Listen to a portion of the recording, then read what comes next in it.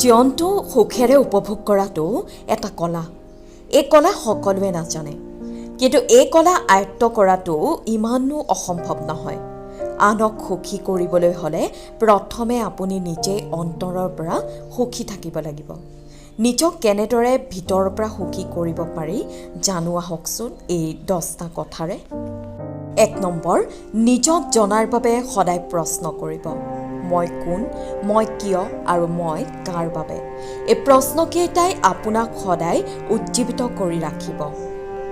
2 number, আমাৰ অহংকাৰ আমাৰ বাবে নেদেখা শত্ৰু। অহংকাৰক আমাৰ ভিতৰত সোমাবই দিব নালাগে, কাৰণ অহংকাৰে সোমাওঁতে মিত্ৰ হৈয়ে সোমায়, কিন্তু শেষত সকলো ধ্বংস কৰি পেলায়। 3 নম্বৰ, ব্যৱসায় বাণিজ্যৰ ক্ষেত্ৰত কাকোকেই মুখৰ কথাত এৰি দিব নালাগে। সকলেও লিখিত ল'ব লাগে। টকা পইচাৰ হিচাপ নিকাচে বহু বন্ধুত্ব ধ্বংস কৰে। 4 নম্বৰ, ধাৰ লোৱা আৰু দিয়া। সচৰাচৰ টকা পইচাৰ বাবে বহু ভাল সম্পৰ্কৰ ধ্বংস হয়। সেয়ে অতি ভাল বন্ধুৰ লগত টকা পইচাৰ লেনদেনত সাৱধান হ'ব লাগে। যদি আপুনি ভাবে যে সেই টকা আপোনাক ঘূৰাই দিব নোৱাৰে, তাক সম্পূৰ্ণৰূপে দান কৰক।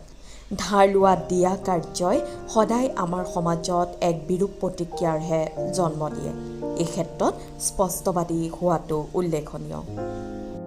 5 নম্বৰ, আপোনাক বুজা, মৰম, ভালপোৱা কৰা লোকৰ সন্মুখত নিজৰ কথা কওক, অনুৰোধ কৰক, কিন্তু সকলো মানুহকেই নিজৰ দুখৰ কথা কৈ হাঁহিৰ পাত্ৰ নহ'ব।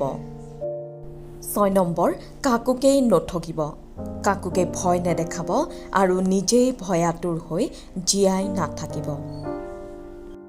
7 নম্বৰ, কোনো কামকেই সৰু বৰ বুলি নাভাবিব, লগতে সকলো ধৰ্মকে সন্মান কৰক।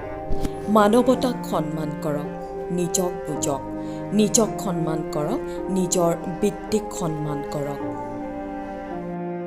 8 নম্বৰ, কাকোকেই ভুল বুলি প্ৰমাণ কৰাৰ চেষ্টা নকৰিব, শুধৰাই দিয়াৰ চেষ্টাহে কৰিব। 9 নম্বৰ, সাধাৰণ কথাতে উত্তেজিত নহ'ব। আপোনাক কোনোৱে সমৰ্থন নকৰে বুলিয়েই তেখেতক আপোনাৰ শত্ৰু বুলি নাভাবিব। 10 নম্বৰ, আমি সদায় নিজকে শুদ্ধ বুলি ভাবোঁ। আচলতে শুদ্ধ নে অশুদ্ধ পথত আছোঁ তাক লৈ তৰ্ক নকৰিব।